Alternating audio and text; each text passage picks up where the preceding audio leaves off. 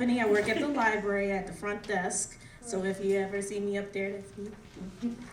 I just want to welcome you all to the library and thank you very much for coming to this event.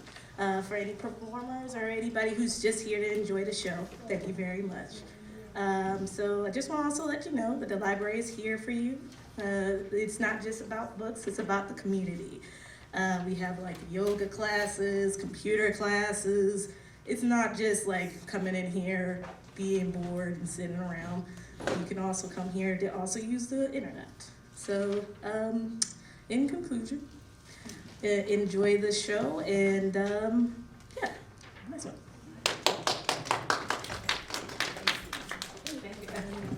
Y'all give another round of applause for Ebony. It takes a lot to get up and speak in front of people, no matter what capacity of life you walk in. So we appreciate Ebony. Ebony was a driving force in coordinating this event with us and making sure that the community had this type of outlet. So we're definitely appreciative.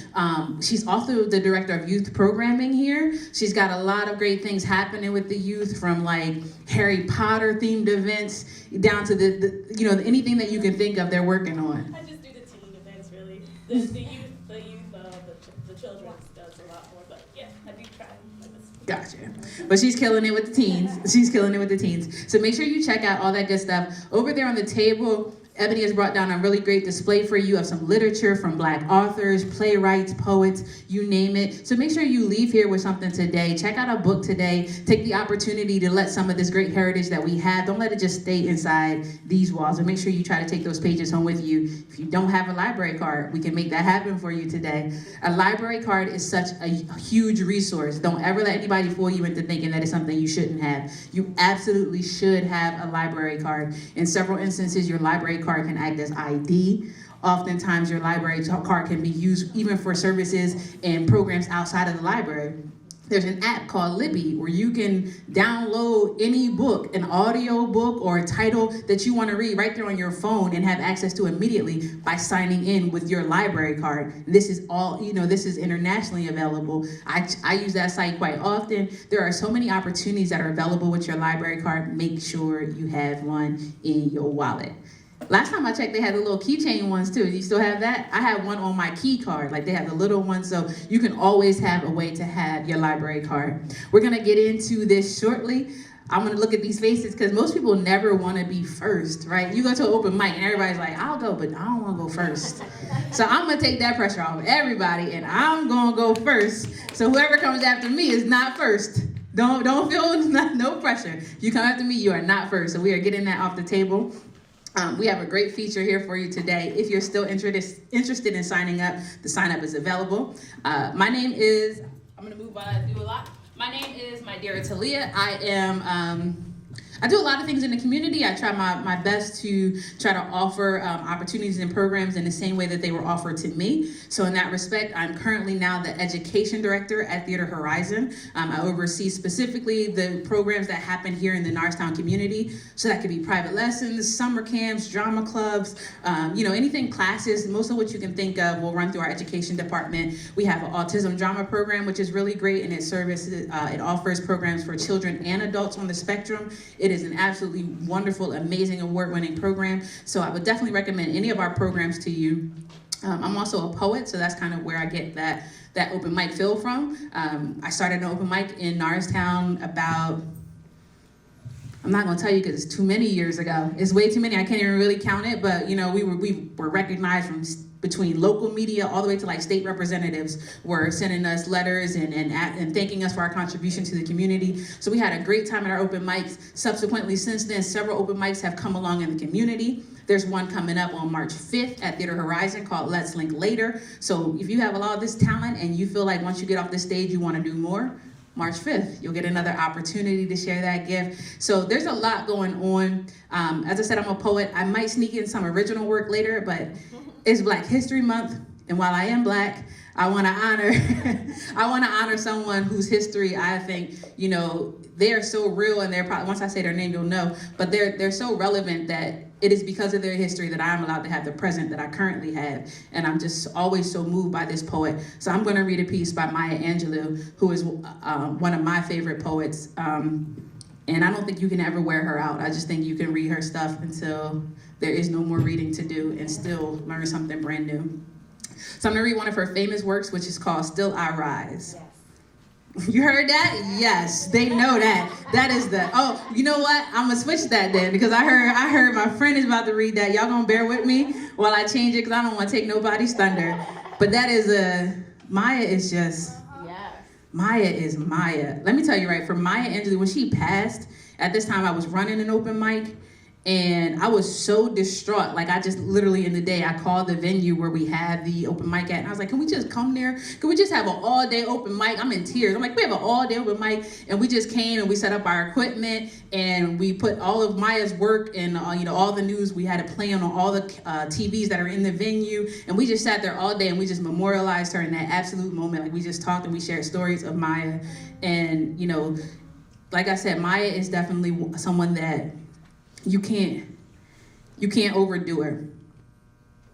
All right, I think I got one. This is called From On the Pulse of the Morning.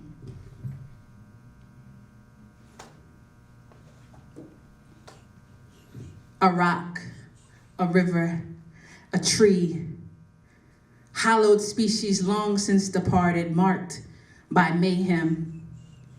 The dispute who left dry tokens, those who have sojourned here on this painted floor, the many broad alarms of their haunting doors, the hour of gloom and the daunt of all ages. But many, many are the rocks that cry out for us, clearly and forcefully. You may stand upon my back, they say, back upon my fierceness, for in the distance is your destiny. I will give you a hiding place from here. You were created only a little lower than the angels and have crooked too many legs to stand on. In the bustling of darkness, I have come and I have rested, face down in the ignorance, in the mist and in spilling words. I am armed like your daughters. I am the rock that cries out today. You may stand upon me, but do not hide away from my face. That's I'm telling Maya is just, yes, feel it. So listen, like I said, we come from the open mic world, and I absolutely believe it. In this energy and in that world, it's about conducting energy. So the more energy that you give the person on the stage, the more energy they can give back to you. So if you out here in the crowd, you don't gotta worry about sitting quietly, or if anybody's looking, we can't see, no one can see you but the person up here. So give them a good smile on your face, give them some warm applause. If you like something they say, yes. Give them a snap. Give them a yes. I've been to open mics where they say, run that back. And that means that you should repeat the last line you said. But, be interactive. This is not like old quiet church. Okay? This is good church. If you need it, then it's good church. So make sure you give a good amen. Okay? And your amen can come in the form of an applause, a snap, or just a good smile. But make sure you're giving our people something. Okay? All right. I like that. All right, so nobody wanted to go first, so since you didn't have to go first, and you get to go second, and right now we're pretty good on time, but we want to make sure to get our feature up here. So we're gonna limit it to one poem. Should the opportunity avail itself, we will allow you to come back and share a second piece, okay? But try to keep your piece to about 3 minutes or less. All right, so I'm gonna go to my friend because I know that she is a seasoned performer and she is well able to take us to the next level where we have to go. And I know she knows I'm talking about her because she's getting ready at this time. So you please help welcome at this moment. We have the wonderful Shari Dubois, who is here and is going to share with us today.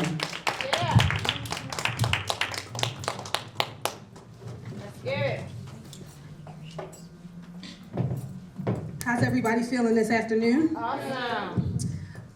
Thank you, Mydera, for that introduction. I appreciate it. Like she said, my name is the Empress Shari Dubois. I'm actually a hip-hop artist and songwriter from Norristown. I was raised in Norristown, so I'm a Norristonian, so I'm happy to be here to represent. I'm also happy to be here to celebrate this last day of Black History Month with you guys on this leap year. Great minds think alike. I wanted to celebrate the life and the work of an incredible singer, poet, civil rights activist, Miss Maya Angelou. I was first introduced to Miss Maya Angelou as a little girl for Black History Month. I picked her to do research and to do a report on her life. And as a little girl, whenever I had a school project, my mom and I took it very seriously. We did a lot of research, and we actually came here to this library, upstairs to the audiovisual department, to get a movie on Miss Maya Angelou, I Know Why the Caged Bird Sings. So I've been inspired by her work ever since, and I wanted to read a part of her poem, or I wanted to read her poem, one of her most popular, one of her most favorite works, Still I Rise. You may write me down in history with your bitter, twisted lies. You may trod me in the very dirt, but still, like dust, I'll rise. Does my sassiness upset you? Why are you beset with gloom? 'Cause I walk like I got oil wells pumping in my living room. Yes. Just like moons and like suns with the certainty of tides, just like hopes of springing rise, still I'll rise. Yes. Do you want to see me broken, bowed head and lowered eyes, shoulders falling down like teardrops, weakened by my soulful cries? Does my haughtiness offend you? Don't you take it awful hard, 'cause I laugh like I got gold mines, digging in my own backyard. You may shoot me with your words, you may cut me with your eyes, you may kill me with your hatefulness, but still, like air, I'll rise. Does my sexiness upset you?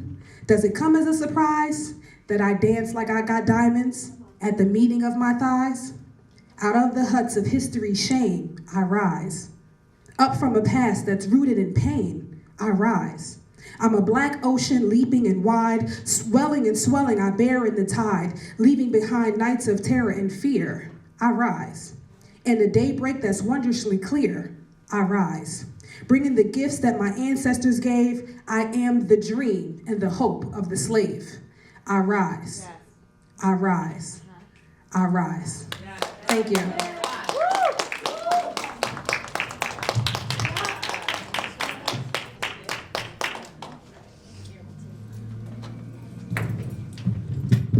Y'all give the Empress one more round of applause. Excellent job.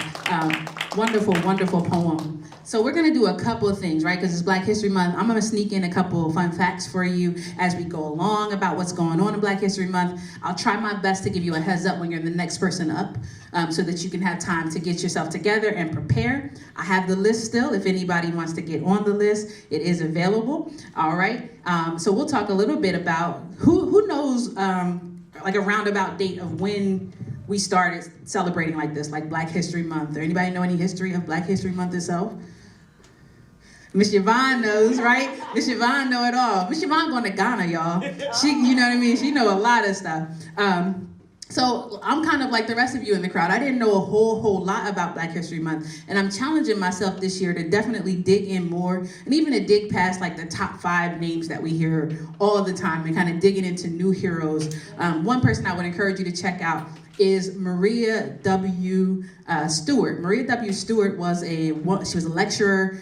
She was well known in the time of Frederick Douglass, but didn't get a lot of the shine. And a lot of that is because she came with a hard message. And she always was coming at men oftentimes. She would go and like, y'all not ambitious enough. You gotta go get this together. We need you to lead. And she would push, and she would take her message everywhere. And y'all, for my ladies in here, you know somebody try to hush you up quick when you trying to carry that message. And so, you know, she, after a certain point, stopped lecturing, but she continued to serve the community. And she believed in Black autonomy. She believed that we shouldn't always try to assimilate to all the systems that exist now, but that we should create our own. And she wanted to see grocery stores in her neighborhood. She wanted to see businesses in her neighborhood, and not so much equity from the government, but she wanted to see bigger things happen. And I was really impressed by that. And I was even more kind of blown away that I had never heard her name before, that I had never heard anything about her. So I would challenge you, look up some names you didn't know before and learn some more of that history. I'm gonna read you a brief fun fact.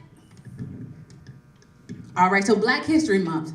This celebration that we know now as Black History Month began as Negro History Week. I didn't know that. It began as Negro History Week, which was created in 1926 by Carter G. Woodson. He was an noted African-American historian, senator, educator, and publisher. It later became a month-long celebration in 1976. So for 50 long years, it was just a hurry up, y'all get it in for a week. Y'all done did something, all right, it's over.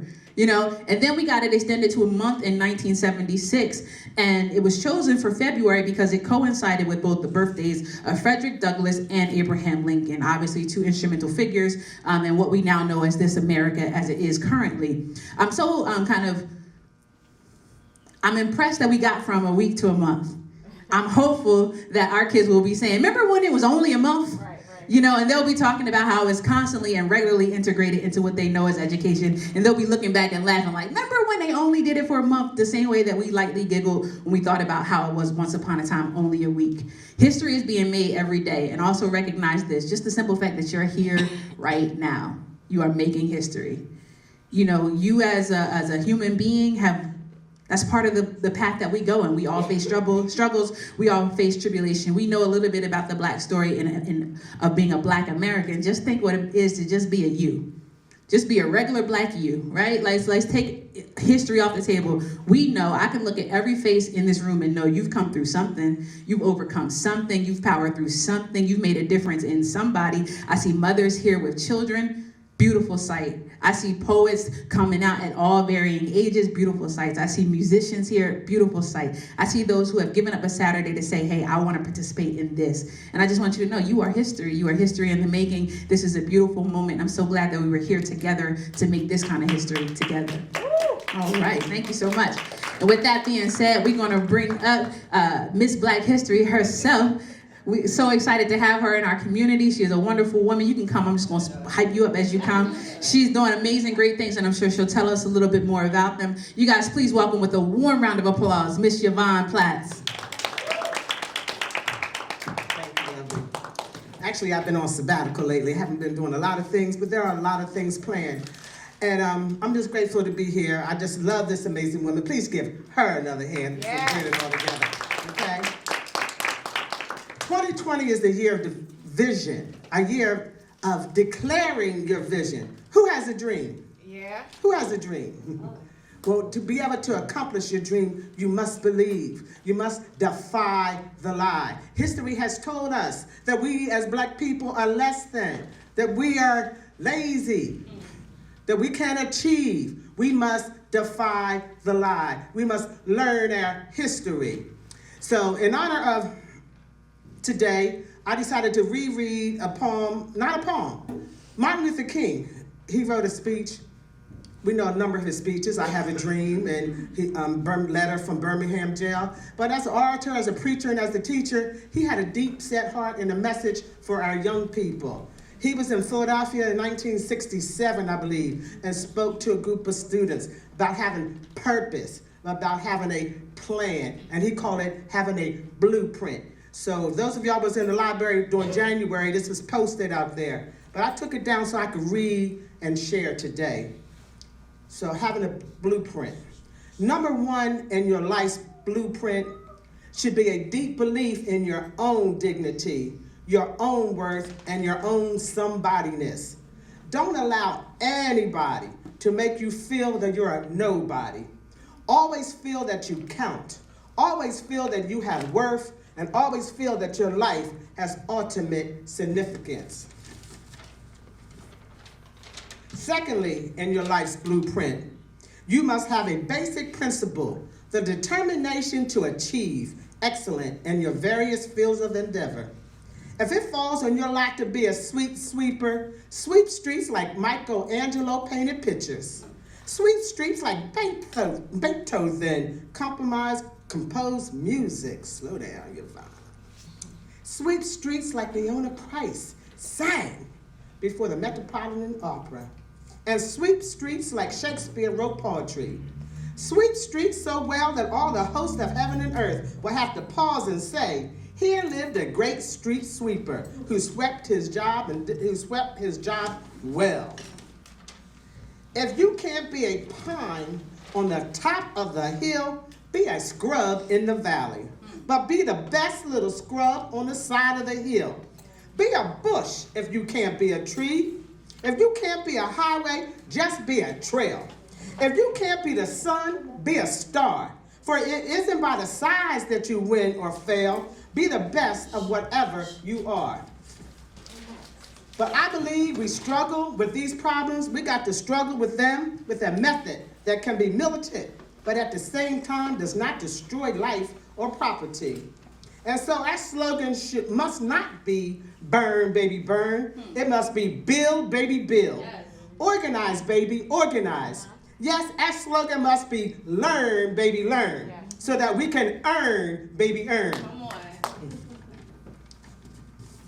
And finally, in your life's blueprint must be a commitment to the internal principles of beauty, love, and justice. However young you are, you have a responsibility to seek to make your nation a better nation in which to live. You have a responsibility to seek to make life better for everybody. And so you must be involved and struggle of freedom and justice. It's Martin Luther King.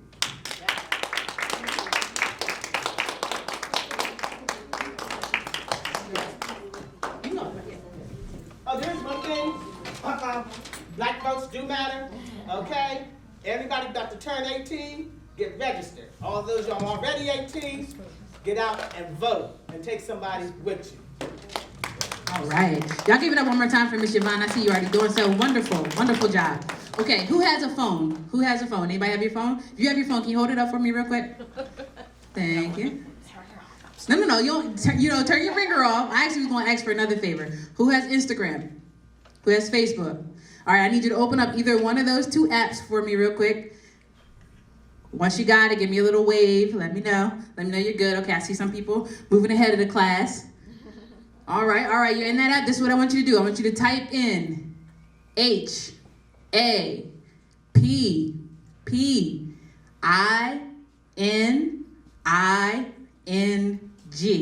All right, that should say happening.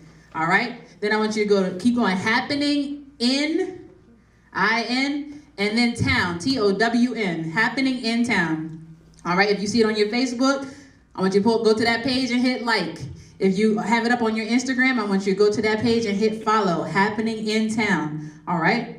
Now, if you're on Instagram, you can put the @ happening in town for our account. The reason I asked you to do that is because that is a website. It's called happeningintown.com.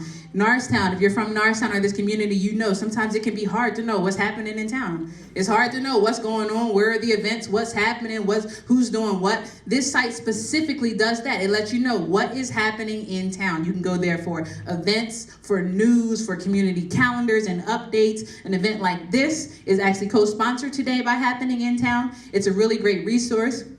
It highlights a lot of great business owners, a lot of great venues in our community, and it's open to community submissions. So if we're missing something or you don't see something on there or there's some information you want to know about, you can go directly to the website and submit information to us and let us know, okay? Because we want to keep that information going. I'm from Norristown, born and raised, and sometimes I have found it very hard to know what's going on, what's happening. And I've had events several years and people will say, oh, I would have came, but I didn't know. Oh, I didn't know. So our slogan is don't miss out, find out. If you need to know where to go or what's going on, go to the website, go to the social media. You can find out what's going on. And again, like I said, if we're missing something, let us know. Send it to our calendar. If you have something going on or if you have somebody you think we should write a story about, let us know. And the reason I say we is because I'm the contributing editor for happeningintown.com. We have a team of writers who work with us as well. And we're always looking for new writers, young interns, young faces.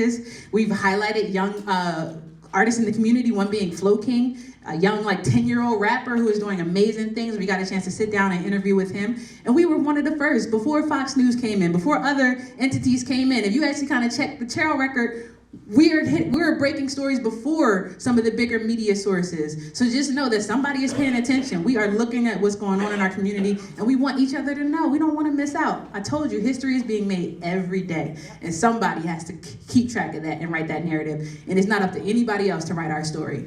It's up to us. All right? So thank you so much for going to your phones and pulling up that app.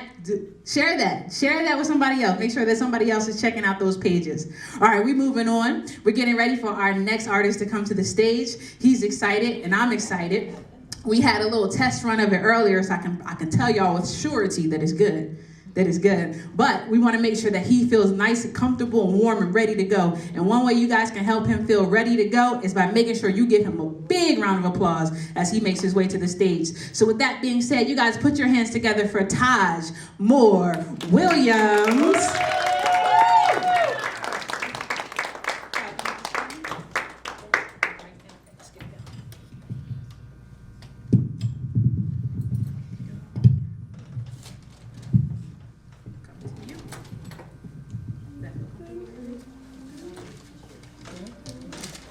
Hello, my name is Taj.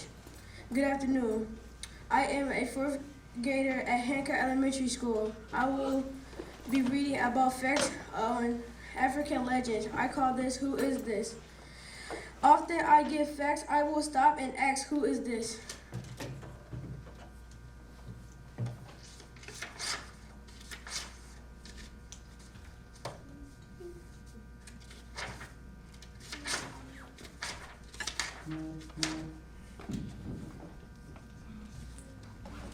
Okay. America's all-time leading home run hitter. Born in Mobile, Alabama, February 5th. At the age of 17 in 1951, he signed his first professional contract for $200 a month. In his first season, he went on to lead the Negro League with a batting average of 467 in 1952. He completed his career in 1976 with a total of 755 home runs, having won the home run and RBI crowns 4 times each, and was named to 20 consecutive All-Stars teams. Broke Babe Ruth home run record, and I will be asking you if y'all can guess who this is. No. Was it Meg? Was it? Please raise your hand, please, if you know. Mama, you know, you cannot. You know? Hank Aaron. Hank Aaron? Correct.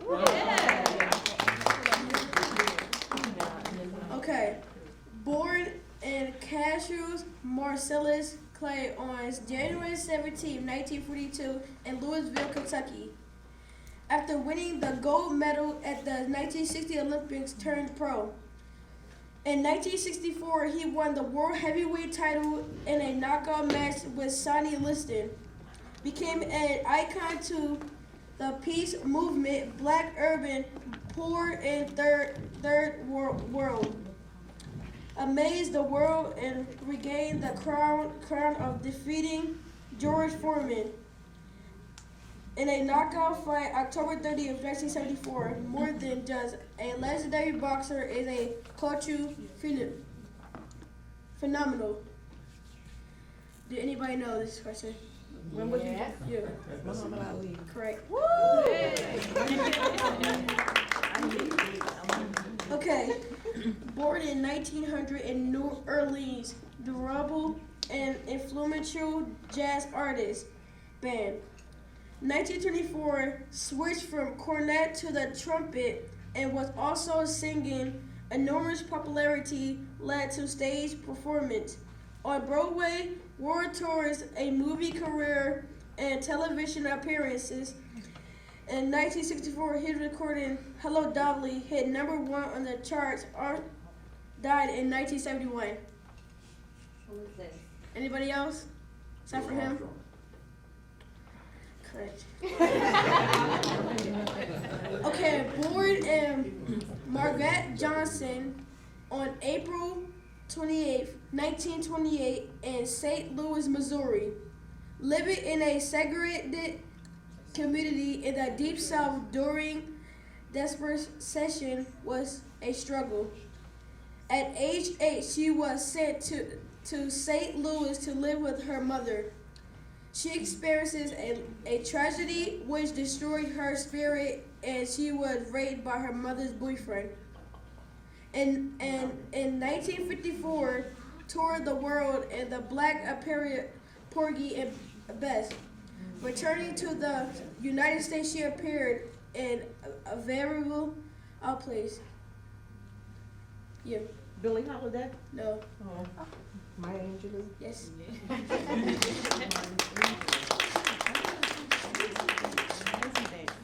Okay. The Godfather of Soul. Born May 3rd, 1928 in Barnwell, South Carolina. The hardest working man in show business, the Godfather of Soul has been a strong influence of most forms of black music, soul, hip hop, funk, and R&B. And highlight of early careers was the release of the Live that the Apollo Inn. Who is this? Who is this? James Brown. Correct.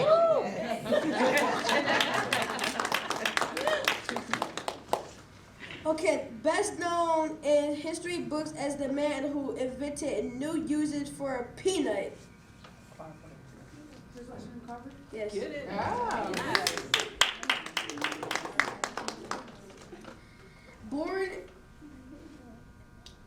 Born a slave in Missouri. Oh, sorry.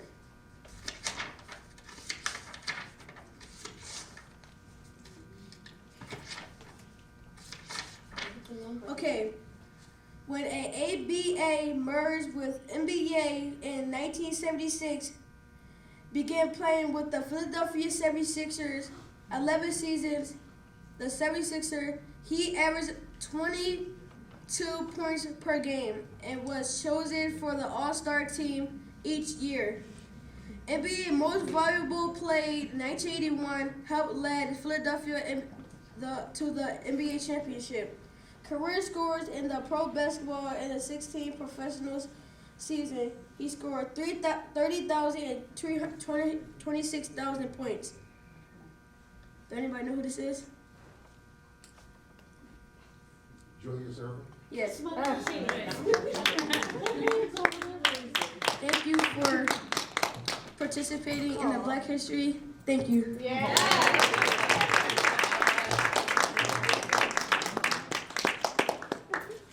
One more again for Taj Moore Williams. Yes, teaching us something today. I love it. They said the children will lead them. I'm super excited. I'm telling you, a lot of that I didn't know. Some of it you think you know, and then when you hear the name, you're like, oh, I didn't know that they also did this too. And even with Maya's, I thought that was her story, but I was waiting for him to say something about her writing to make me know that I was correct. And it's just like, she was so versatile. You could say anything. She was a calypso singer for a good amount of her career. She was so many things that you think you know. And we're just so multifaceted and multi-talented. So one more time for Taj. Taj did a great job. Taj wouldn't let his mom answer a single question, and I'm sure she helped him prepare and everything. But I appreciate that though, Taj, because she would have made us all look bad, just saying it right off the top. She wears the hat of mom, but I also heard that as many multifaceted, she is also an extraordinary poet. And she has written something especially for today that she's gonna share with us. So you may have already heard her as mom, but today she also goes by the wonderful Renee Moore. Please welcome Renee as she comes to share with us. Y'all can clap her all the way up. Keep it going.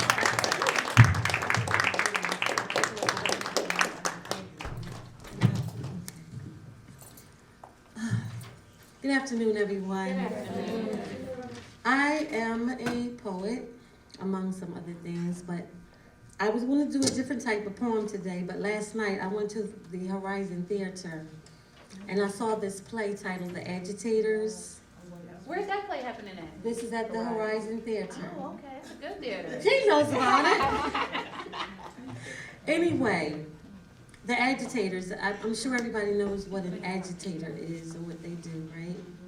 Well, this play is based on Frederick Douglass and Susan B. Anthony's relationship, both fighting for a cause, seeing things differently, and I was inspired by this play to write this poem titled, Why I Vote. Awesome.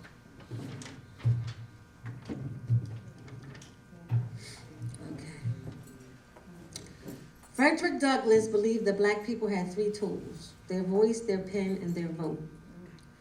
Okay? And this is why I vote. I cast my vote and raised the voice of Frederick Douglass. I cast my vote for the lives dedicated to the cause of my freedom. I cast my vote because there was a time when my people could not. I cast my vote for the right afforded me by the men who sacrificed life. I cast my vote not for democracy's sake alone. I cast my vote for my ancestors whose democracy was not held. I cast my vote because what I have to say is important. I cast my vote even among the millions I am heard. I cast my vote because my liberty is at stake when I do not. I cast my vote to show my grandchildren the importance of my participation. I cast my vote for freedom to continue to ring. I cast my vote to say I've not forgotten the struggle. I cast my vote because I will not be silent. I cast my vote because it is strength. I cast my vote to echo the words of Frederick Douglass. Black people have 3 tools: their voice, their pen, and their vote.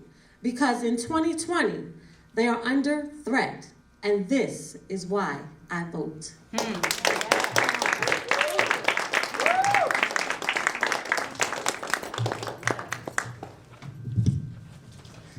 Yes. That had power behind it. Yes. Gosh, I hope that we're going to see some more of you, Miss Renee, at some point. Where else are you sharing it? Every now and then on social media, my Facebook page. Okay. Well, let's connect. Look, if you're like me and you want to hear more from Miss Renee, make sure that you're going up to the people that are sharing and getting some contact information, so we're not just leaving all the goodness in this room, okay? Community is important, and we need to continue to keep those lines going, and not just in a digital way. You know what I mean? Not just on the internet, but in ways that are very tangible and keep us connected. And so I hope that you will find time to connect more with Taj, more with Shari, more with Miss Renee, more with all of our great performers that have shared with us today. We're getting ready for our next performer who is coming to the stage. If I can just get one of the gentlemen to help me and bring a chair to the front, that would be a huge help. Even Taj, you can help me with this. If you can just grab me this chair right here, and we're gonna put it up on the stage for our next performer. If you could just slide it right up here. She's getting ready to come. And then after that, we're going to prepare for our feature. We're going to prepare for our feature after we have our next performer to come. I want to make sure that I have her, well, I don't even know her last name because it's on the paper. And so that I don't take more time running to get the paper, we're going to call her by her first name, and we're going to just dub it that this is her new stage name, okay, y'all? This is her new full name, okay? I was hanging out with somebody recently, and they were like, oh, I went to see Celine in concert. And I said, who's Celine? Because she just said one name. She was like, oh, Celine Dion. And I'm like, oh, y'all friends? Like, you got to say the whole thing for some people. I don't know who Celine is, but this is, in that same respect, we're going to cut off the last name here. We're just going to go for the star. So please welcome as she comes. Kylie is coming to the stage to share with us, guitar and all, doing her thing. I've heard her twice before, I believe, and have been blown away each time.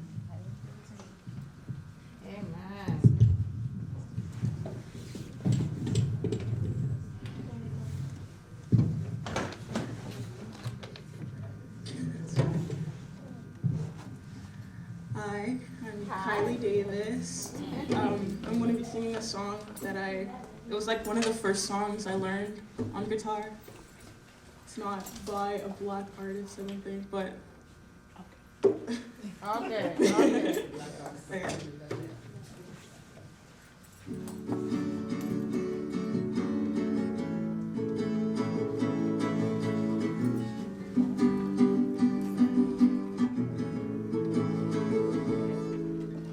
I still sure do even care at all. I'm losing my mind, losing control. These fishes in the sea, they are staring at me. The wet world aches for a beat of the drum. If I could find a way to see this shade and run away to some fortunate should have found by now. Not waiting for this chorus to come down, come down.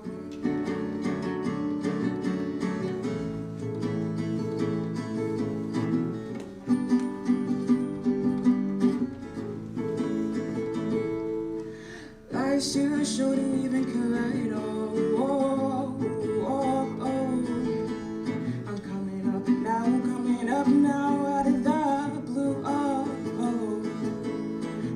homies in the park, they looking for my whoa, whoa, oh. The dark world aches for a splash in the sun, whoa, whoa, oh, oh. If I could find a way to see this shade, I'd run away to some fortunate should I found by now. And so I run to things you say, go to restore me, restore life the way it should be. Not waiting for this call, Sarah, to come down, come down.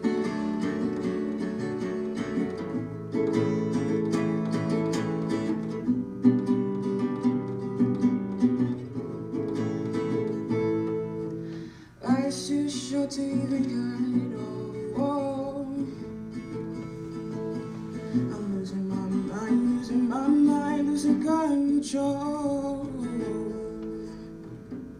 If I could find a way to see this shade, I'd run away to some fortunate should I found by now. And so I run to things you say, go to restore me, restore life the way it should be.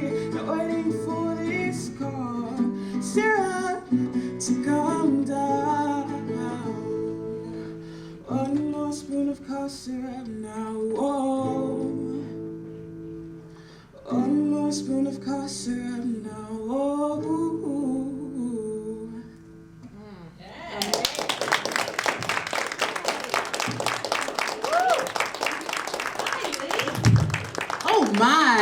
Oh my goodness. I love this town. I tell you, I love this town. There's talent everywhere. Kylie, you still in high school? Yeah. My goodness.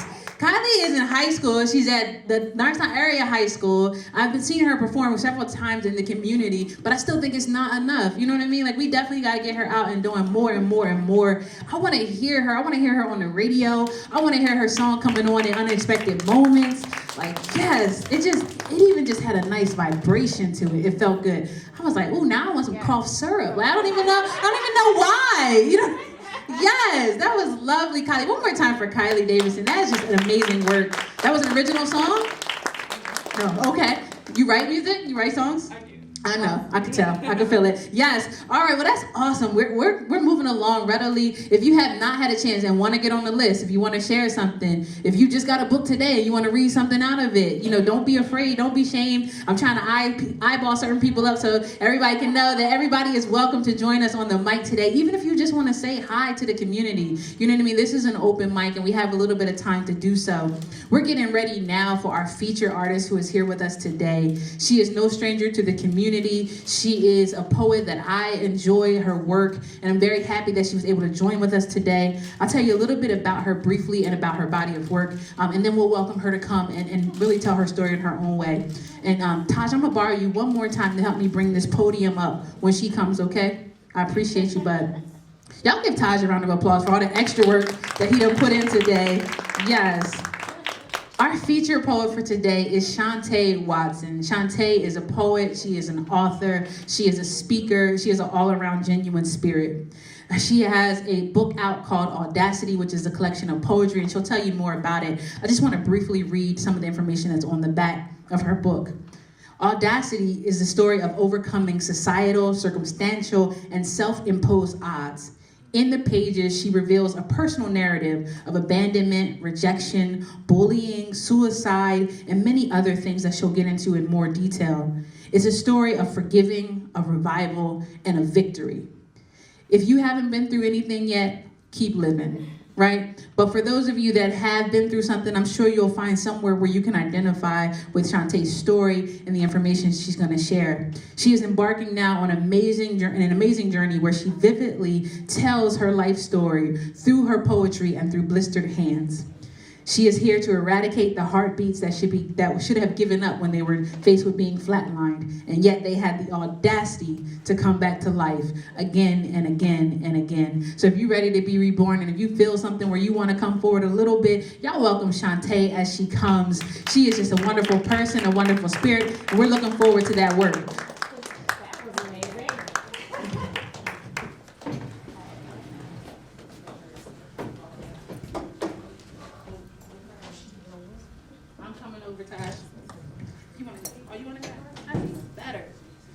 Y'all give it up for the men.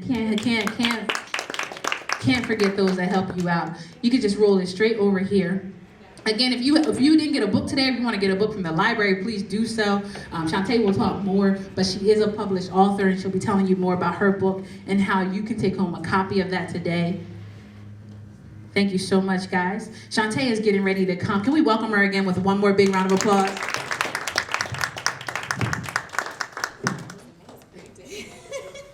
Thank you so much, Mydera. All right. Okay, you guys can hear me okay? Yes. All right, awesome.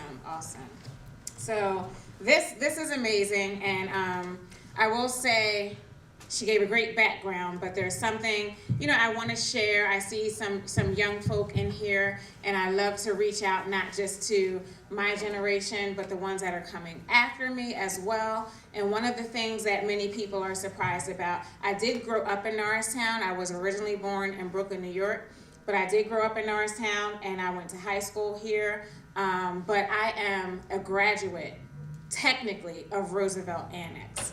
So when people hear that and people think of what Roosevelt is, just because someone's there, you don't know what they're going to become. You don't know why they're there.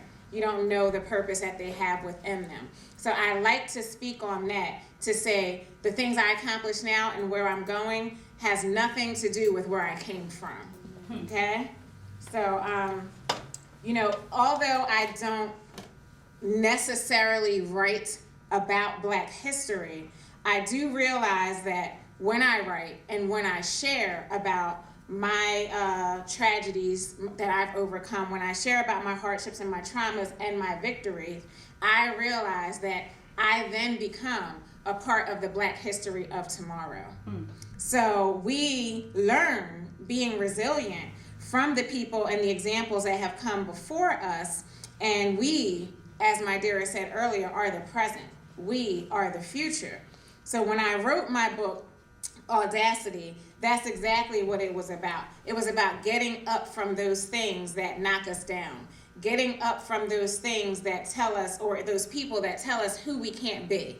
And it's about coming back to life again and again and again, even when we feel like we can't go on through the different things that we have been through. But it's about no longer being a slave to a negative mentality, no longer being a slave to our negative emotions, or the things that we have told ourselves as we went through our different things in life. So I'm going to read a few pieces from the book, one not from the book, and it's just kind of going to flow. So if I don't stop, I will try and say when I'm going from one piece to the next. But I'm going to start here about it's a mentality and things that we can become used to. And as I stated, we have to be able to move forward. So don't even have a title, but I'm just going to say I was used to it. So I was used to it. Used to people snickering beneath their breath or laughing in my face when they did not agree. I was used to it. Used to people rolling their eyes at my thoughts and having no tolerance with me. I was used to them making strange faces when I would attempt to explain. I was used to them avoiding me, unable to justify or understand my worries or my pains. I was used to their frustrations. When they couldn't snap me out of my zones, I was used to it. Used to hiding behind my tears when I was home alone.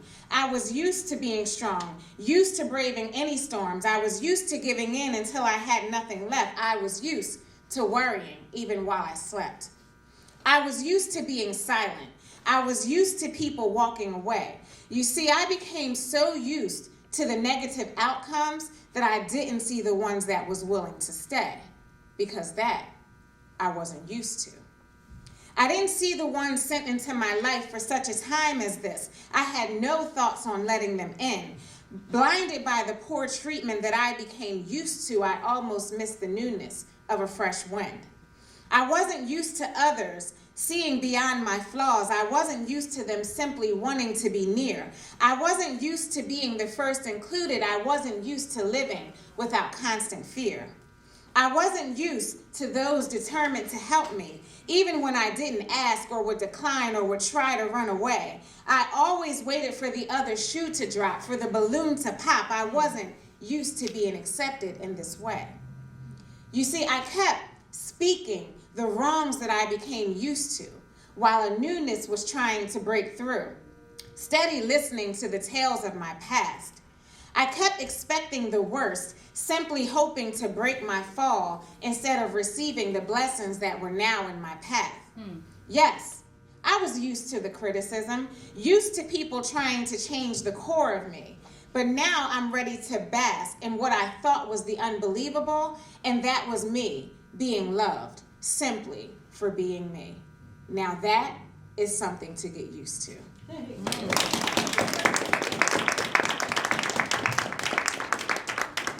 And now, moving into the book, flowing off of that, a lot of the things that I talk about, are internal struggles.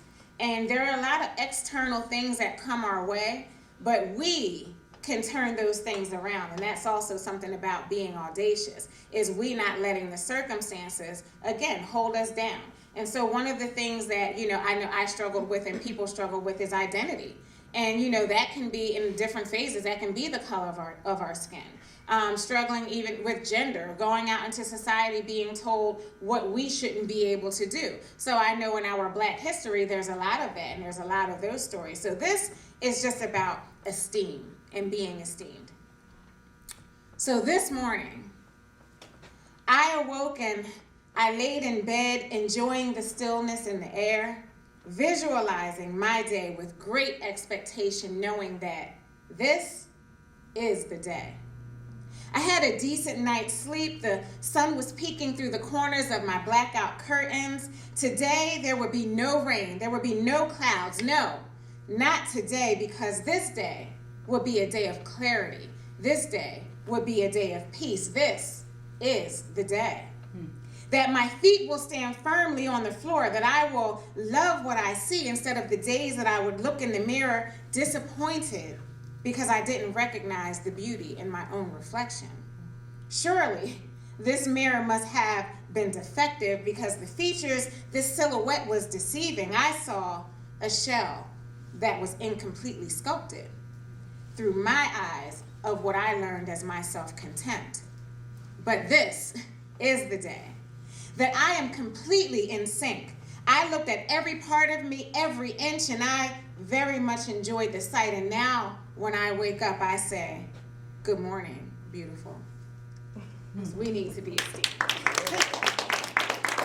And moving on into that, again, that's an internal thing. And the things that we have to tell ourselves as we journey each day. So some people have declarations, like I said, I can wake up and I can say good morning, beautiful, and not waiting for that man to send me the good morning text. I don't need those. You know what I mean? We can tell ourselves those things. And another thing that I want to put out for us to tell ourselves is how worthy we are. How worthy we are of what is put within us, how worthy we are of what we see going forward, how worthy we are to wake up each day. So you'll have to say this, even when the circumstances don't show and prove. You'll have to pull and tug on your faith, even when your feet can't seem to move. You'll have to look in that mirror, no, not at your outer reflection, but through the gateway to your soul. You'll have to gaze hard at that inner child that is struggling to become whole and tell yourself, I am worthy. You'll have to stare in the face of your fears that have kept you bound for so long. You'll have to silence that voice inside that keeps telling you you don't belong. You'll have to muster up the strength when you feel you cannot speak. Every day, you'll have to tell yourself while you're dusting off defeat, I am worthy. Now, you will see adversity strike, and the battle will seem lost. You'll have to war on your own behalf and be ready to pay the cost. You'll have to kick and scream at those things you cannot comprehend. You'll have to believe that in all things that there is a bigger plan because you are worthy. Your family may no longer push you, and your friends may no longer lead the cheer. Your spouse may no longer have those soothing words, and that employer may no longer need you there. You may have prayed for that relationship. You may even feel that you have been cursed. You may feel lonely, tired, unloved, and unheard, and you may begin to doubt your worth, but no, you are worthy. You'll have to let what's dead be buried and gone. You'll have to let whoever left your side mosey right on along. You'll have to embrace those who reciprocate and are going in the same direction. You'll have to fall down time after time after time and embrace your own imperfections. You'll have to be active in your journey, even when the path is looking disgraced. You'll have to remember those times that you went through the fire and the water and you were still brought out to this wealthy place because you are worthy. Yes, we are to walk lowly in meekness and long-suffering and for the love of others to forbear. But we are also to walk worthy for what's within us, because it's that assurance that will take us to that place called there, because we are worthy. Awesome.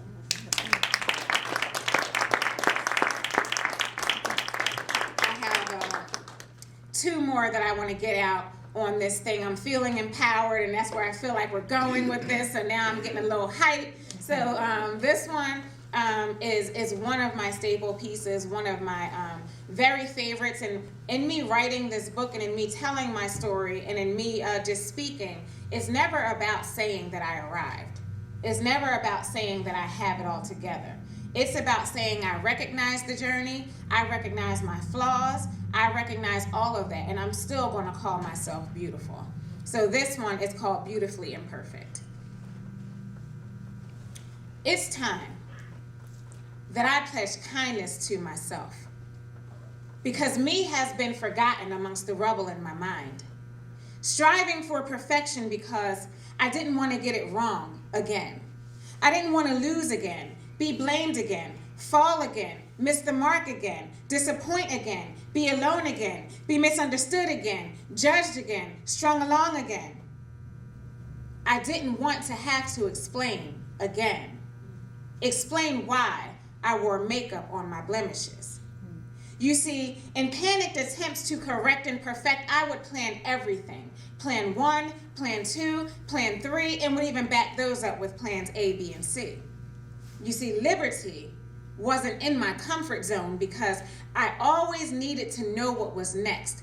As authentic as I knew my heart was, my actions were sometimes contrary, even leaving myself perplexed. So I was stagnant, in rumination, overthinking of how can I just make my life go right? How can I illuminate just the positive things only? How long until my struggles come into sight? How long can I keep the makeup on my blemishes? I mean, what happens when I can't control the outcome? What happens when the plan is intercepted because I had to face it? Life just doesn't work like that. Climbing this never-ending ladder to I have it all figured out boulevard only to still come crashing down flat again? No. I'm pledging kindness to myself because I never gave the real me a real chance. People-pleasing became easy, pushing you further than I pushed me, hiding myself in the background, shrinking what I had achieved while others saw this as false humility because the makeup was the perfect shade for my blemishes. So I would subconsciously dumb myself down to fit into the accepted, which I never could accept or respect because deep down beneath these layers, I knew that there was something exceptional about me. Born to make waves, unique in all my ways, and I had to pull this truth to the surface and give myself grace. So now I'm removing the makeup from my blemishes, and I am finally walking along that cobblestone road of I am good enough. You see, it's all right to make mistakes and to go on and be great. It's fine not to know the ending and to simply have faith. It's okay to get it wrong and to want to get it right. It's fine to lose some battles and still be proud to have fought the good fight. It's okay to say yes and no, or to just wing it and simply let life be. But what I've learned is that it's good enough to be beautifully imperfect. The makeup is off of my blemishes, and I am pledging kindness to me. Thank you. Love that one. And, we are so hard on ourselves, and life is hard enough. It's hard enough where we have to be the ones to be kind to ourselves, and then we then teach people how to treat us by how we treat ourselves. So be confident, even in your flaws, even in your mistakes. Get up, and say, okay, we're going to try this again, and we're going to succeed next time. So I have one more that I'm going to share, which is called Audacious.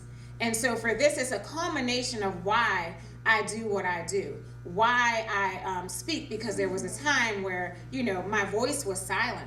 There's so many of us that feel like we don't have a voice. And now it's about me. I'm helping others pull it out of themselves. If it's writing, if it's speaking to someone else, if it's speaking publicly, everything is not up front.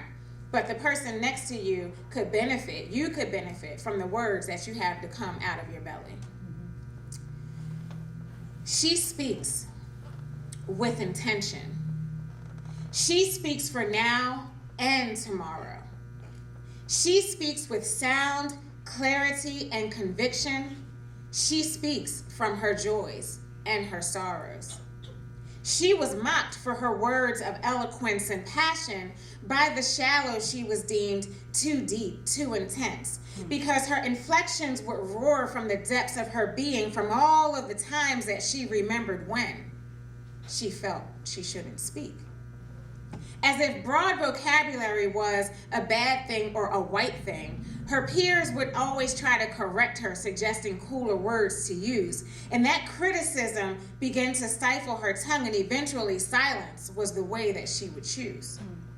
She remembers the pathway where her voice was lost, the passageways through which her words were stripped. She remembers the times when she was warned not to tell, learning early on to seal harmful secrets on her lips. She recalls the times that her appeals went unheard and the times that her views were not considered. She recalls her wisdom being discounted in her youth and the backlash causing her voice to wither. But she speaks up now because others have tried to tell her story. She speaks up now, not being passive or aloof. She speaks up now, refusing to take on misconceptions. She speaks up now in protection of her truth. She speaks up now simply for the voiceless. She speaks up now, lighting the lanes of possibilities. She speaks up, showing her scars and her triumphs. She speaks up as a representation of victory. Thank you.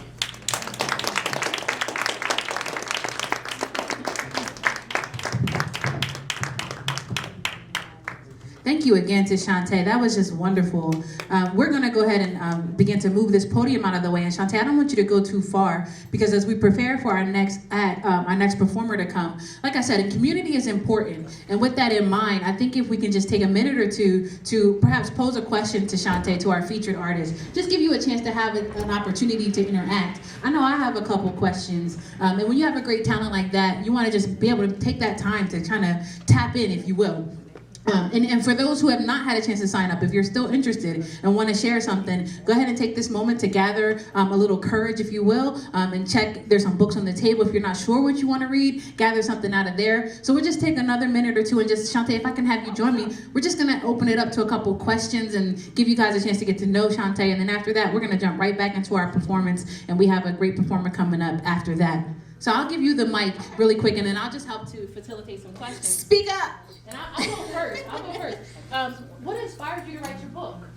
As I was stating, just a lot of the things that I was feeling and going through, it was internal. And when it was internal, it was eating me alive. And when I began to be able to speak about it, it was just like, wow, that was healing within itself, to give a voice to it and to get it out. And so getting it out, it was first for me. But then I did feel like I had a burden that when I find the answer to something, that I need to give that answer to others that may be struggling with the same thing. Yes. Where can I purchase your book? I have them here with me today. They are $12 if you can't get it today. It is also on Amazon. I can give you guys that information personally afterwards if you would like it. Give me another one. Yes. Were you nervous in writing your book? I wasn't nervous in writing the book because at that time, I was just in the moment and I was writing it and it was healing for me. Was I nervous about then putting it out? Yes, I was nervous about putting it out because a lot of what I write, being in this community, people went through it with me. So they may not have known from like the bullying situation, they may not have known that I view you as my bully, you know, but it began to become a teachable moment because as people begin to read it, they say, wow, I didn't know I was that person. Wow, I didn't know that what I do affects other people in this way. So I'm nervous every time putting the book out and even every time before I speak, you know, but that's just human. Yes. When did you start writing your books? The book itself, I wrote, I think it's 2 years ago now. We're coming up on 2 years that I've started writing the book. And it was like in October, and I finished it in like November. I don't know how that happened. I got like really into it. But I was writing when I was your age. I didn't really know that what I was doing at that time was poetry because we learned poetry as roses are red and violets are blue. So I didn't know that, you know, the way it came out was poetic. So I was writing at a young age to get things out. Sometimes you're writing in a journal or a diary, and it can become something. Like once you put a voice to it, it becomes your poetry. Yes. How did writing about your personal experience affect your relationships with others? Whoa, that's a good one. So I'll, you know what, I'll be very candid. In dealing with friends and family and community, that was one thing because it was giving a light to something and it was empowering. But then my family, when they read it and learned certain things that they may not have known, it was hard for them. My mother in particular, who has probably only read up to page 4 of my book in 2 years, because it brought some things out for her. And even though my goal was never to make anyone else feel some type of way, because my right now I'm good, I'm great. All of these things made me who I am today. I can't take away from the journey that someone else has to go through by either feeling they weren't there for me or they didn't see something. I've had another family member who actually told me because they did not want to see themselves in my story. I had a family member that told me, people's been through worse. Your story's nothing. Like that's, you know, like try to shut it down and shut me up. And I said, you know, no matter how you view it, you're not going to change my voice. You're not going to change my perspective. So some was good, some was bad. Some, you know, gave, great support, you know, and others now see me differently. Yeah. Yes. So Todd, to ask part of my question, but you said you started writing when you were young. Yes. So was that an escape, and did it become, or when did you realize that it was your freedom? Okay, yeah, when I started writing when I was young, I did not know what I was doing. And like I said, it was more of like a journaling. And so I was too young or didn't have even the someone around me to say, this is what can help you. So it was writing my thoughts, and it was, you know, but to come into the realization of what I was doing was freeing me really wasn't until my 20s. Yeah. Yes. I felt your message was empowering. Thank How you. do you think this could be incorporated into like a school curriculum, or like how can kids, I mean, I can see any kid benefiting from hearing your message. Guess Like, what? how do you do that? Through this journey, I actually now run an after-school program at Norristown High where my book is the curriculum. So it's called Out Loud and Inspired, where by me sharing my story and being transparent, that I'm encouraging those that come to the program that they can also speak out. So we go through poems in the book, which brings up topics that they don't normally get to talk about, and then I try to help them structure writing. Sometimes the writing doesn't get there because they're just happy to have a voice. So the program is really about expressions through spoken word poetry. Yes. Great. Can you help people feel more confident and have more self-esteem about this? Absolutely. Absolutely. That's what it's all about for me, is helping people feel more confident within themselves. And that's going to be in helping you find what it is that can pull that out for you. So it's not me giving you the answer, it's helping you find yourself. And we can stay in contact if you like. Any other questions? Awesome. Thank you. One more time. Give a round of applause. Thank you, Shantae. Thank you so much. Again, her book, she does have it with her, and she can share more information with you. You can get to know the programs that she's running, and I definitely encourage you, if you have something coming up and you think that a poet would be a good incentive to have or something that can uplift the event, you have one right here that you guys can call on and that can come. And don't be fooled. Poetry can be anywhere. It could be at your mother's birthday party. It could be at a wedding. It can be at a funeral. Words exist in all places and can be held up at any moment. So I encourage you, get to know this poet and have her out for some of your community events as well. And I think Taj is taking some bookings too. If you need a moderator or if you need somebody to help you move the stand, whatever you need. I just like picking with Taj because this is my new friend. But all right, we're going to get moving one more time. I just want to make sure y'all still got some energy. Let me hear you give a big round of applause. I appreciate it. Y'all having a good time?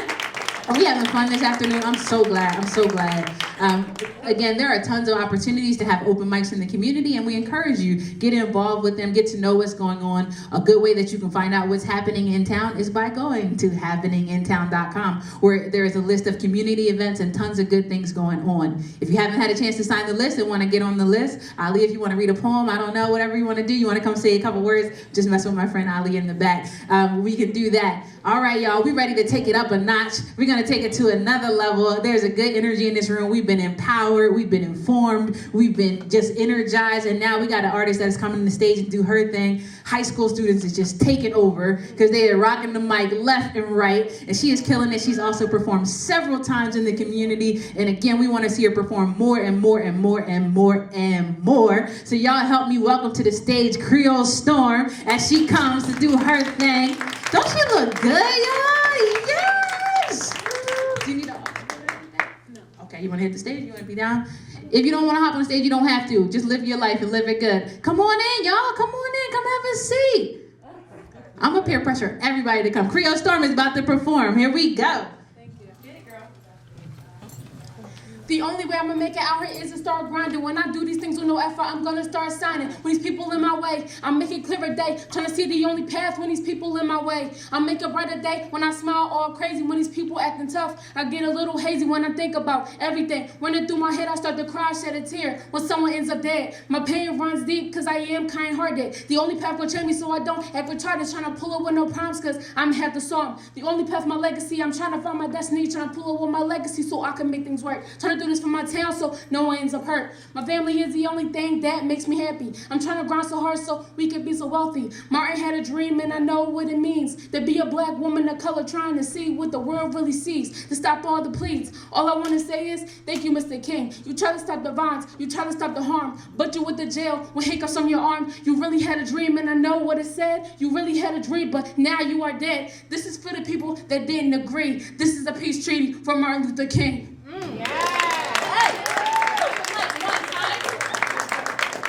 didn't even expect that she was gonna come and kill it like that, huh? You didn't even know you was gonna bounce your shoulders today. Yes, that is Miana Whittington, also known as Creole Storm. She does her thing, very unique, talented artist, and she didn't need a quarter, anything. She just killed it, just off the brick like that. You gotta love that. Listen, so we got a little bit more time than we originally thought. Everyone that signed up was not able to participate, and that's okay. That's to be expected in the world of open mics. So we're gonna take some time. If you have already read and you'd like to come again and share something, we wanna open that up to you. If you wanna sign the mic or sign the list and haven't had a chance to so far, go ahead and get a chance to get on the list. Shantae, you're welcome if you'd like to come and share something. While we can real quick, if we could just give a quick round of applause to Mr. John Doyle, who is here with us. Mr. Doyle does 1,000,001 things in the community. One of those being he is a teacher at the Norristown Area High School and oversees a lot of their programming as well as NASD TV. So they go out in the community and they videotape a lot of the happenings that go on, a lot of the events that go on, and they were so kind to show up today and tape this performance for us today. And Mr. Doyle, he does all this kind of stuff out the kindness of his heart. He's always showing up, always there. And I can promise you that without people like Mr. Doyle in our community, you don't have people like me. This was one of my first teachers. He ran a camp, him and his mother called a camp called Heart to the Arts. It was my first introduction to the honest world of artistry. Just like Shantae, I didn't know that poetry or any of these things were art or that they were relevant in my life. I didn't see people that looked like me doing the type of things that I wanted to do. And he always made it a point to make sure that we had a way to go. And he's very instrumental in why I have the theater education director position that I have today, seemingly following in the footsteps of those that have gone before and opened doors for us. We are now in those positions opening doors for others. So I just wanted to shout him out real quick. He hates that kind of stuff. So he might probably cut this out of the video completely. But just remember that name, John Doyle. On April 4th, the Norristown Men of Excellence are hosting a TED Talk. I think this is their 4th annual TED Talk, a TEDx Talk, and Mr. Doyle is speaking for the 2nd time. He's going to be joining them on the stage as one of the TEDx speakers. That's going to be on April 4th at Theater Horizon. You've heard a couple people mention Theater Horizon. The Agitators is playing right now. Beautiful story of Frederick Douglass and Susan B. Anthony. When you get there and you get in the lobby, there's going to be all these beautiful displays that are up on the wall, a lot of great history. And right towards the corner, when you're starting to walk back towards the office, there are these amazing mixed media pieces on the wall done by yours truly. Thank you so much. Theater Horizon is so good to me. They let me show off all the time and just do whatever I can. They let me do poetry. They let me have community meetings. They let me just be ridiculous. And so they've given me a wall this year that I've been able to display. Each time a show comes, I put up a new installation. And so the installation is up for that, for the Agitators. So I hope you'll take a minute, take a picture with it, take a look at it, smile at it, just give it some good energy, push something on it, put some good juju, and hope somebody buy it off the wall, right? So that it don't just stay there. Hope that somebody puts some investment in it and gets it off the wall. All right, we're going to be wrapping up in a little bit, but like I said, we have time for one more. So give me a wave in your hand if you think you're going to come back. Okay, I love it, Miss Yvonne. The Empress is here, and she already read for us. I'm not going to put pressure on us, but she want to give us some tunes because she's a whole rapper, y'all, and she's really good. She's really, really good. If not, I hope that she will at least share her information with you all so that you guys can get a chance to check her out. Mr. Superfacts, Black History, my man, you want to share anything with us today? No pressure if you don't want to. Yeah, you was killing it. Well, thank you so much, at least for coming out and giving us all that great information. I'm glad that you're having a good time. All right, with that, Miss Yvonne, we'll welcome you back to share something else with us. You guys give her a big round of applause as she comes. Just a little quick short piece. 2020 vision declaring dreams come true. Focus your energy on things that are just. Don't make a fuss over things that don't matter. Link up with others so you know you can trust. Step by step, follow the plan. The map set out at birth when you enter the earth. Stay tuned to the divine and your light will shine.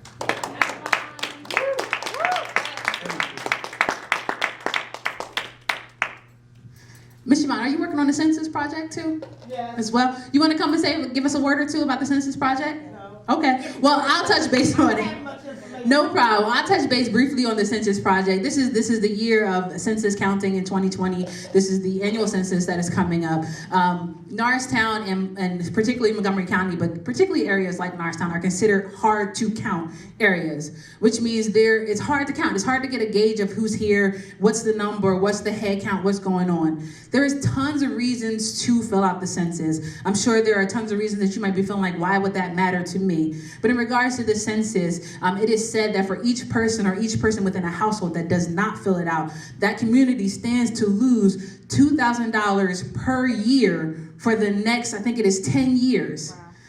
$2,000 per year for the next 10 years. So that's $20,000 per person, per household. I heard one of the county commissioners say that it was somewhere around like $43 million overall that could be lost to the community for people who are not counted. Where does the census counting help? It helps with funding that goes to our education, to infrastructure, several different things. Now, if you're like me and you have a earnest distrust for the government, you may be thinking to yourself, I ain't putting nothing down on nobody's paper, what they gonna do with it? Here's the answer, right? I don't know. I don't know what they're going to do with it, but if you honestly ask me, when I search myself to try to figure it out, one thing that I do know, and in searching for my own history and for genealogy and different information, the census has been a solid go-to record for me to know where you can learn more about your family, your ancestors. It has been a true track record to see record of your own personal history. So I know that to be sure that the census has in turn yielded so much information that we have today. When you're looking, like when you go to ancestry.com, things like that, a lot of what they're pulling up is information from former census reports. So I know for sure that in our communities, it does reflect a lot of the information that I believe that a lot of us are looking to know, that being where have we come from and who has existed in those lineages. So that's my plug for the census, that hopefully it will continue to share important information as we go along. I would hate to see our community miss out and lose money. So I do encourage you to just take this opportunity to learn more about the census. If you've decided you don't want to fill it out, let it be because you've made an informed decision. Don't just do it off of I don't know, so I don't care. Look into it, take a look at what's going on. I believe it's gonna start to roll out on April 1st is the beginning of the counting. So, and you'll hear a lot more about it, throughout the time, because there's tons of organizations making sure. But in that hard to count number, they're specifically talking about us. They're talking about Black and brown individuals and in communities where it could be hard to just get a consensus of what's going on. So I would encourage you, get the information. Montco has a website, I think it's called MontcoCounts.org. You can go on there and they have tons of information for you. They've translated in like 26 languages, so there's really no excuse not to get the information. So be sure to check it out.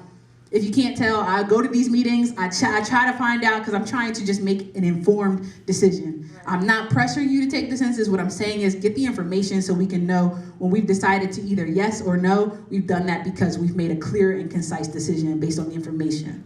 All right? All right, I'm having such a good time, y'all. I haven't been to an open mic in a long time. I'm like feeling really giddy. Most times I don't even do poetry that much anymore. Not because I don't love it, but just because it's just such a great season to watch other people do their thing. I'm really having a good time watching and enjoying poetry. So thank you again to Shantae for sharing with us. Hopefully you'll share another piece before we go today if you feel up to it. We have another person that joined the list. Listen, their last name is Moore, but I swear more and more and more Moores keep getting on this list. Like the Moore family is just full of goodness and great things, and we are so excited because we had another person join the list. Mr. Emmanuel Moore is here with us. We already heard from Taj, we heard from Miss Renee, and here we are getting ready for Mr. Emmanuel Moore. So please put your hands together. Y'all ready for some more? Y'all ready for some more? Put your hands together for Mr. Emmanuel Moore. I really didn't come prepared, but I'm gonna try to remember. I'm gonna title this Heaven on Earth. Black man, the streets are cold, filled with hearts that cold. The black man, the streets are cold, filled with lost souls, hearts that's cold. Black man, take a stand. Don't let my mother fall by the wayside. She's on trial with the test of time. Her patience is running thin. Let her know we can win. Let her know victory lives within. If her eyes shower with tears, she's releasing the form of her power in our darkest hour. If moved, hold her. You'll see she's soft as a flower. And her love is her strength and power. The shackles came off, and she wrapped me up in the garment of love. It took me where the streets was no longer cold, but gold.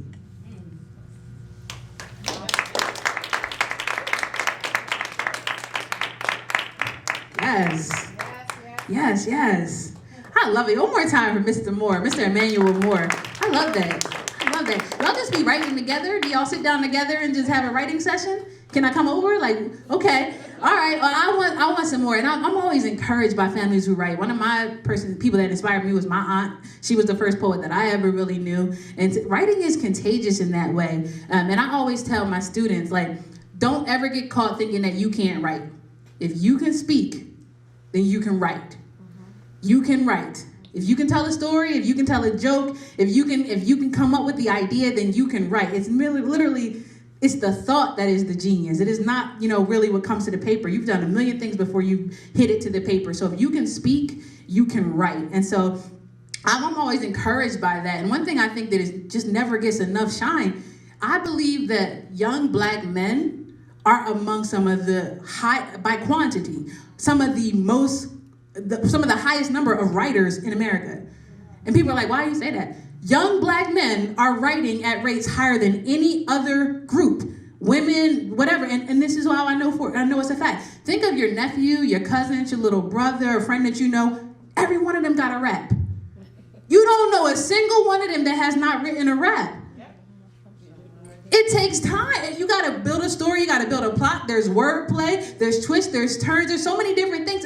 And what other group you know that is just constantly writing? I mean, they got rhyme books. They all got careers and Instagrams, but they're writing and writing. I don't even know little girls that do that. I can't say, all the little girls in the world write songs. You can't even say all the girls journal. Some do, some don't. But predominantly among young black male, they're all writing a rap, or at least have tried their hand at it. And while it may not be considered amongst the greatest literature, who made those standards in the first place? First of all, and second off, they're writing, y'all. These are the same students who we're saying are illiterate, who are not testing well and maybe in their reading classes, or we're saying, they're graduating and they can't hardly read or they can't comprehend, but they're writers. They're writers because they understand thought. They found a new voice in a medium that understands the language that you're trying to give out. And I say that to say we have to do more to encourage that group. And if we're looking for the writing to come out a different way, let's figure out how to do that. But we can't shut that down, because the truth is that there is a voice there, there's a presence there, and they're telling stories at a very high rate. And we're not giving that enough attention. We're not celebrating that enough. Maybe it's because we don't like it. It's too much, it's too loud, or it's too this, or it's too that. But they're doing it.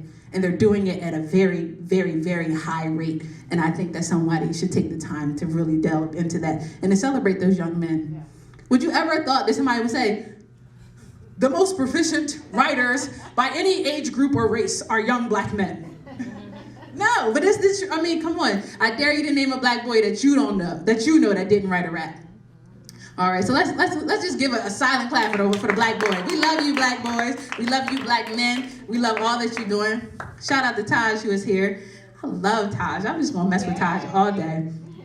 Over there in the corner are some really great books that Ebony, who is one of our co-presenters today, she's selected some books. We hope that you guys will take a book with you. This is the library. Feel free to take a book with you today for free. If you don't have a library card, there's information over there on how you can get one, and we'll make sure that you get one today. I was in one of our middle schools this week, and I found out that they don't have a librarian in the school. And because they don't have a librarian in the school, there's actually no system wherewith the kids can take out books. Like, they let them take them every once in a while, but there's no tracking system. There's no one there to tell them how to get through it or even to direct them in a way. And I thought to myself, oh my gosh, our kids got to depend on Google for everything and got to hope they know what to search in order to get there. And so with that being said, it just so much encouraged me that you don't let a resource like this, like an actual library, an actual hub of tangible physical information, you do not let that dry up, and you don't give anybody an excuse to pull it out of your community. So you show up and you come and you get a book. Barnes & Noble don't need all your money. Amazon.com don't need all your money. Sometimes it's good enough to come, get a copy, read over it. If you love it, love it, love it, go buy another copy. Buy a copy for a friend. Some of the books in the hallway you can buy. You can get books here, but we should definitely be supporting our library. This is the Montgomery County Norristown Library. And so if you're a member of this community, I encourage you, get your library card, show up here. I take meetings here. This community room, I think, can be rented for I think it's $70 for 3 hours. I've been here for book signings, for community I've been here for baby showers. Use this room, use these resources. Like I said, don't give anybody an excuse to take anything out of your community, okay? There's a bookmobile. There are so many things to look at. Ebony is doing great things with our teens. Miss Asha is doing great things with our youth who are younger. There's just so many things to learn here. We're going to be partnering with the library at some point to run a boot camp, kind of theater camp for kids. We have for Theater Horizon, we have a summer camp that's coming to Norristown in August. That's going to be specifically open to Norristown students, and it's going to be offered on a sliding scale tuition, so you can pay what you can afford. A lot of times we're off in other communities where they can afford a very high-priced theater education for their child. That's not always the case here, where you have to make different decisions, maybe between your child's extracurricular activity and your light bill. Those are real choices sometimes that people have to be looking at. And so with that in mind, we are aware of that, and we want to make sure that we're creating programs that are sensitive to that. So we're creating a summer camp that's going to run on a sliding scale, pay what you can basis. The show that happened last night at Theater Horizon, the play, it was a pay what you can show. That night was pay what you can. You got to see the show, and then after the show, you could decide what it's worth to you, and then you can pay that. And if you think, oh, well, I don't know what it was worth. As a Norristown resident, you can get a $2 ticket to Theater Horizon. You can see a show for $2 because you're a resident here in this community. If you work in this community, you can see it for $10. So if you don't live here but you still want to support, why does that matter? Because the actual tickets are $35. $35 is the average ticket price, but you can get to see it for $2. And these are quality productions. These are award-winning shows. These are rivaling Broadway productions. You know, these are stellar. You know, Miss Renee told us The Agitators is good. It's a good show. So it's something you want to see. If you're thinking about it, $2, should you go see this show? Or should I get a 4 for $4 from Wendy's? Go to the show and then get a $1 cheeseburger and a $1 fry. You can have both, right? You can make that $4 last. Right. So make sure you're checking out the opportunities that exist here. I'm holding this book up because I'm a big fan of Alice Walker. She wrote The Color Purple. Theater Horizon did a production of The Color Purple last year, which won a ton of awards. And I encourage you to check out this book. This is one of my favorite of hers, actually. I just read it this year. It's called We Are the Ones We've Been Waiting For. And it's a collection of teaching and speeches. And she's kind of like, she mildly practices Buddhism and like a lot of yoga. So she kind of has like just like centered meditation readings that are in here that are really good. And they're universal. No matter what religion you practice, they're universal. Sit down and think for a moment and get to you kind of messages. And I love this title, We Are the Ones That We've Been Waiting For. It's the idea that we don't need a savior. We don't need someone to come in and come get us or rescue us. We are that. We are fully capable of that. And I dare you to have the audacity to be that, to be such. So be your own hero. I hope that encourages you. I'm gonna read a poem really quick. That's okay? Yeah. All right. Oh man, I don't even know what to read. I don't even know what to read, but I think I'm gonna come up with one. We'll still have time for one or two people to share if you wanna share. Just give me a wave of hands if you wanna share something else. I was hoping so. Okay, yes, lovely. So we're gonna go to them as soon as I finish up. And I'll come back and get your name so I have everybody on the list. And again, if you just wanna come say hi to the community or share an experience that you've had with Black History Month, that's welcome as well. Bear with me while I just find this poem. Anybody ever heard of Dred Scott? Yes. Nice. I know you heard of Dred Scott. What? You don't know. If a Black person existed, he know him. I love it. I'm just hyping him up. But no, that's wonderful. And I won't even try to get too heavy into Dred's history. I'll simply say this. Dred Scott went before the Supreme Court, and he basically brought suit to the courts for his own freedom.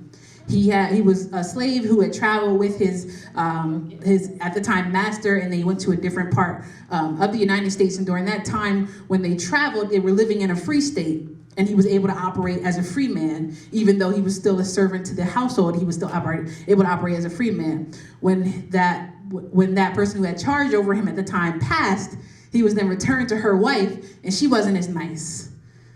And so she took everything back as if it was property, and she said, I want all of and everything back, you too, boy. And she told Dred to come on back home and that you were no longer free. Even though you grown man who's older than this woman have gone away and tasted freedom, come on back home now. It's time for you to be a slave again. And so he brought suit to the Supreme Court for his freedom. And I was just blown away that I had never really heard about him in school. I didn't learn about him until I was in my 30s. And so I wrote this poem for Dred Scott.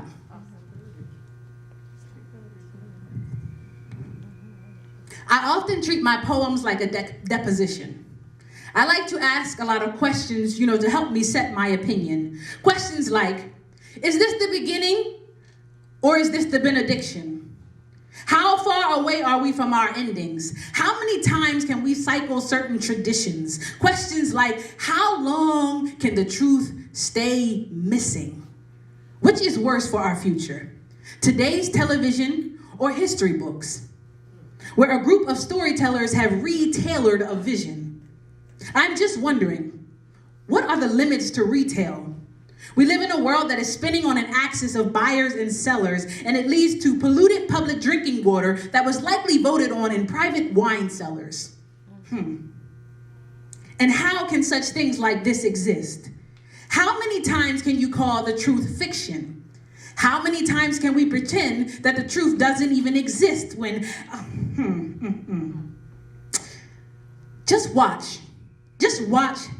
how a lie's true nature begins to depict them. I'm starting to think that the indoctrination that we often call education is a pyramid scheme built out of plywood, hoping that I would pluck out my third eye and watch what was only prescribed because the hills have eyes. This is a nation that has the Hollywood kind of lies. We are false victims on the widescreen, but in real time, they got us by our throat and they wonder why I scream. We are dying while reaching for ID. Philandro, can you hear me? I have seen the lightning. Fire is blind and yet I can see. Color is blind and yet I have seen. But one thing I know, fear is only frightening if you believe in it. My opposition says they have power over me. I don't believe in it. My greatest enlightening came from realizing I am alive among the dead. I believe, therefore I have spoken. I believe, therefore I have said. Those structures are dead. Those systems are dead. But I am great. I am alive. We are alive. We are alive. But at what cost? I ask you, what have we lost? Because when you don't know your way, you will get tangled in the web. In your anger, you'll decide, do I destroy the spider or do I destroy the web? The answer is to never let your anger be the force by which you decide by. See, I wonder, why can't we break through the tide? Because dogmatic racism is a trick to make you choose sides. The enemy has come to steal, kill, and destroy. He's also come to deny. The kind of deception that lays charge against the Most High, this judgment, there are some that are claiming to be the Most High, wise in their own eyes. Vanity has tricked them. Just take a look at their systems. Court systems that support systems of manufactured and muted victims, where the chosen winners hardly ever have the most to lose, but handpick them judges to give their grudges dictum. Is crazy. We are overrun with prosecutors and paper pushers. Banishment and bureaucracy tie up the legal, so it's illegal. And you can't, banishment and bureaucracy to tie you up in legal should be illegal, but it costs to pass a bill. So you're likely to stay free if you can stand the fee. Solution goes the opposite way we go, and down the rabbit hole we go. There always seems, though, to be a loophole for some people. From Dred Scott to Jim Crow, freedom seems to be just outside our window, but a bitter rain is also just outside our window. 3 civil acts right later, and some people still don't know how to act civil. Right. It is important to know you can be a black liberal and that doesn't have to do anything with politics. Ask the Aboriginal. We were told we are free, and then they asked for receipts. Ask the original man, who is he? The world is bigger than ethnicity. It is bigger than blue bloods versus brown bodies or $5 greenbacks for copper-colored communities. We are all somebody, so let's stop making a mockery. It is mass deception to pretend that my history started as slavery. We are more than just somebody's cargo. We were somebody before we were anybody's slave on a slave docking ship. Ergo, I may be the descendant of a slave, but I am also the descendant of a scribe. I am the descendant of a tribe. My ancestors are alive. Inside, my energy feels like I am made up of 1,000,000 years of generational synergy. 4 mothers and 4 fathers whispering in the wind. You can bottle and sell this kind of epiphany. You cannot possess a peculiar people like a piece of property. When will we learn? We, sea of chosen people, we the wave, and yet not always the hand we see, because sleight of hand is denial, especially when it comes to unity. Make fingers fight against thumb, they say. They'll never become one, they say. But we are the body. Even our enemy, we embody the origin of everybody. Do the knowledge and you'll see it's we. We, my people, we are yesterday, tomorrow, forevermore, in eternity. I said all that to say, dear Dread, the verdict is already in. It is not, nor ever was, nor will it ever be their decision whether or not you are free. Thank you. Thank you. Thank you. So definitely check out somebody you don't know about Black history. Look into something you didn't hear before. We got 2 more people that are going to come. We're going to welcome them. Miss Renee, I'm going to welcome you back. Please give you a warm round of applause as we welcome Miss Renee Ware Moore back to the stage. Y'all want some more? Y'all want some more? Welcome Miss Moore as she comes. More. Appreciate that. This one make the one say that. Okay.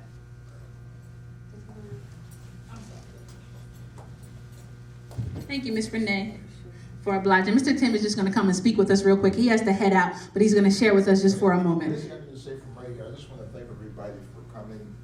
Good energy, small crowd. And I always tell my own family is one of the biggest fights that I have is trying to negativity. And I always use the word the adversary. I don't even want to give the devil credit, you know. So that's what I find in my life, just trying to be positive. And as I said, yeah, thanks for putting this on. Good energy. Thank you. Thank you so much, Mr. Tim, for your contribution today. Y'all give Mr. Tim a round of applause. As he heads out, make sure you're giving yourselves a round of applause. Anybody need a hug today? You need a little bit of love? I'm going to give you one. I want you to take your arm and go like this. And then take your other arm and then go like this and squeeze real tight. You don't even got to worry about me being in your face or nothing, but we have just shared a hug from our hearts to your hearts. Miss Ebony is in the back. Let's give her a big round of applause. Thank you so much for welcoming us here. And with that, looks like Miss Moore, you will be closing us out. So please welcome our closing performer and all that she's done. We appreciate you. We'll come back with some small words after the fact, but thank you so much. Y'all give it up for Miss Moore as she comes.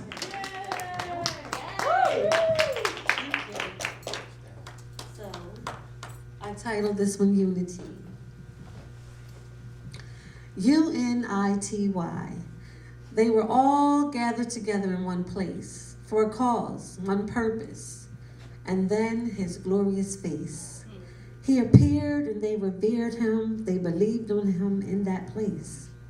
Because of unity and a strong desire, they spoke in other tongues and were filled with fire.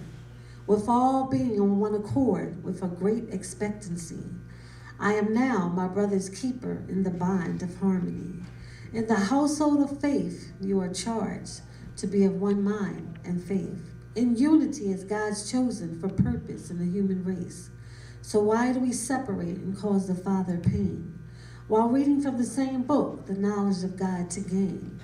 Even accusing each other of false worship, cause we dance and shout, we praise and sing. Victory, but have lost our power because we lack unity.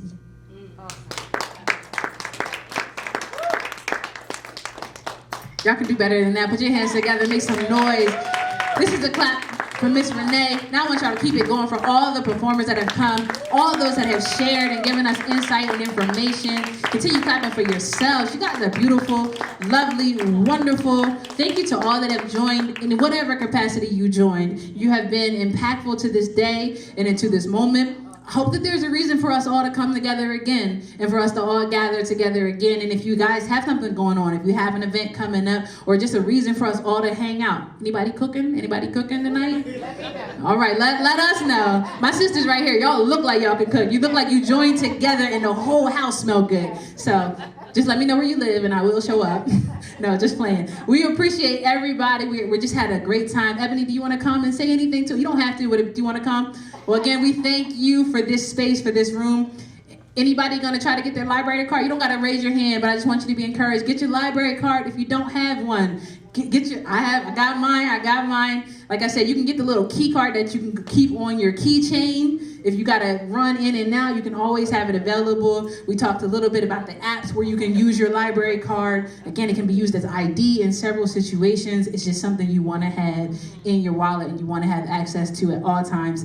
Thank you so much for all that you have given. With that, we're gonna go ahead and close it out. Miss Shantae is here. I encourage you, go see her, go see what's going on. Have the audacity to go up and talk to our feature today and get some more information. And there's plenty of things, people showing off left and right. So get to know somebody that you didn't know before. Get to know Shari. She ain't telling us much, but she is an incredible artist. And so I want everybody in this room, please connect with everybody else in this room because there's reasons for us to know each other. All right? Y'all give yourselves a round of applause. Thank you.